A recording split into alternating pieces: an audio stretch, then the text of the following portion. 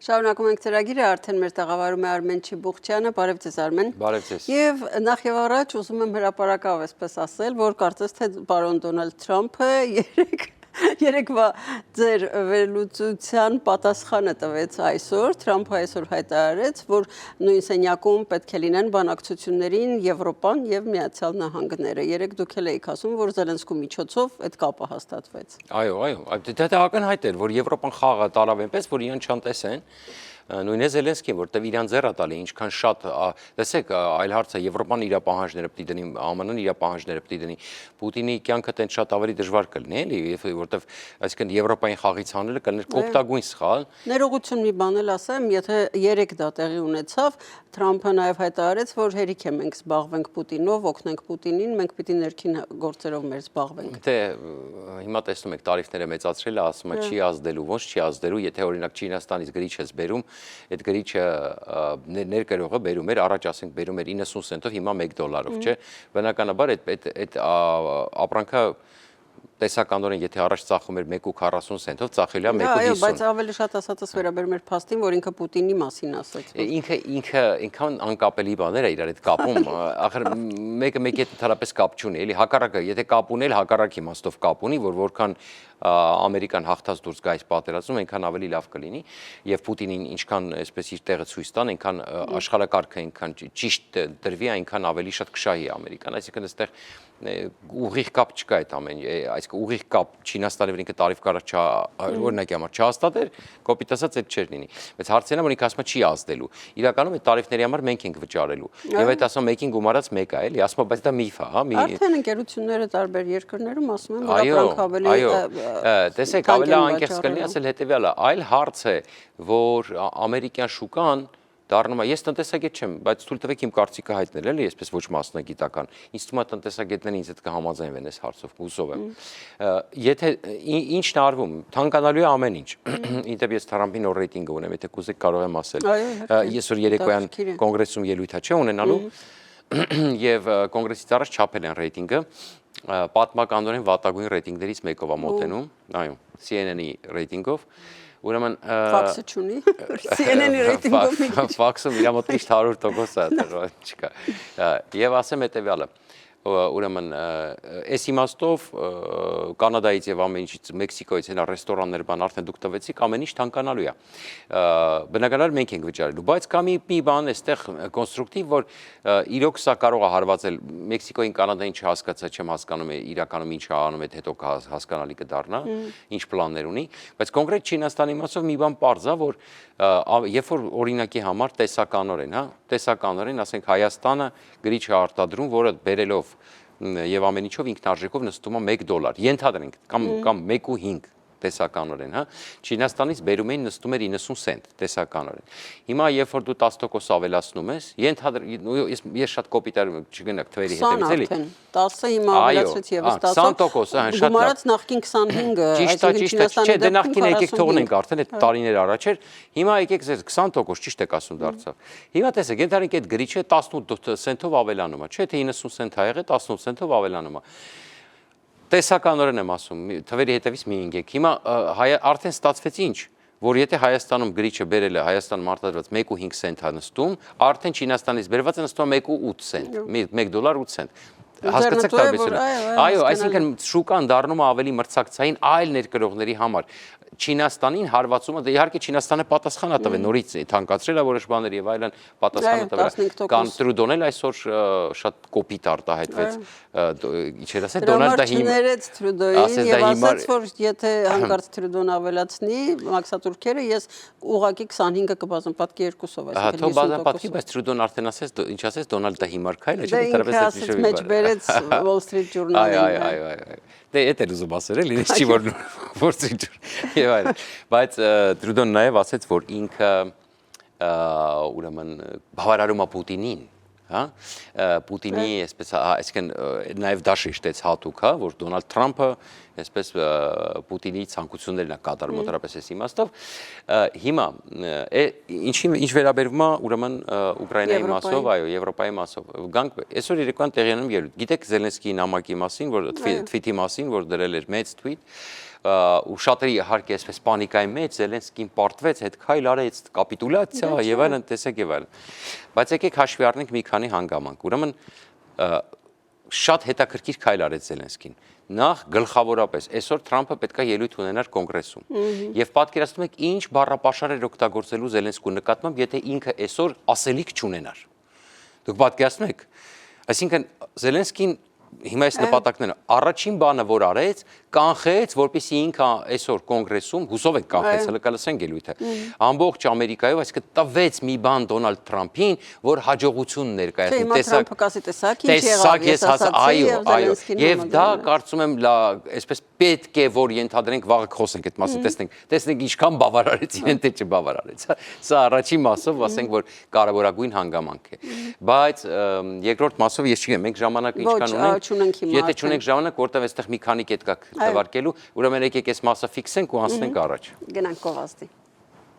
Բայդուբայ.am այո, Բայդուբայ.am Դարձեք անշարժ գույքի սեփականատերը Դուբայում Բայդուբայ.am-ի օգնությամբ եւ մենք ապահովենք Արաբական Միացյալ Էմիրությունների ձեր ռեզիդենտության քարտը։ Արաբական Էմիրություններում առանց տոկոսագումարի ձեռք բերեք անշարժ գույք սկսած $140,000-ից ստանալով մինչև 15% եկամուտ Բայդուբայ.am-ի օգնությամբ։ Մեզ հետ կարող եք կատարել եզակի ներդրումներ Mercedes-Benz, Bugatti, Burj Khalifa եւ Դամակ ճարտարապետական գլուխգործոցներով հայտնի MR եւ Bingatti-ի հեղինակավոր կառուցապատողներին պատկանող անշարժ գույքի շուկայում։ Կատարեք ձեր ներդրումը ֆինանսական ժամանակակից երկնաքերերի, շքեղ հյուրանոցների, ոսկեփայլ լողափերի եւ ֆինանսական բարձունքներ նվաճելու քաղաքում։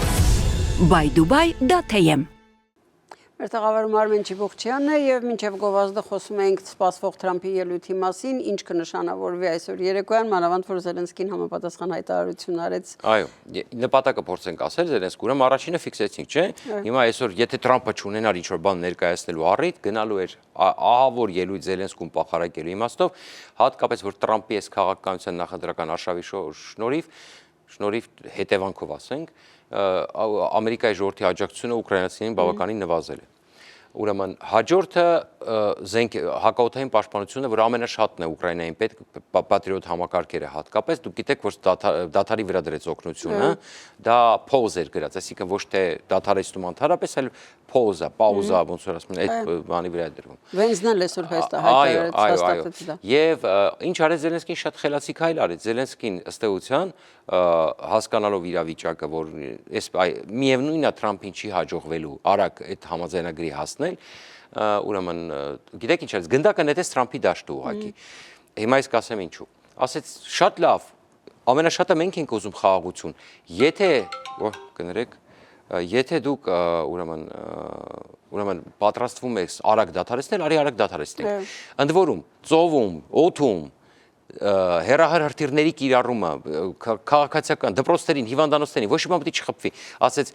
ես դադարեցնում եմ Ռուսաստանը դադարեցնում, այսինքն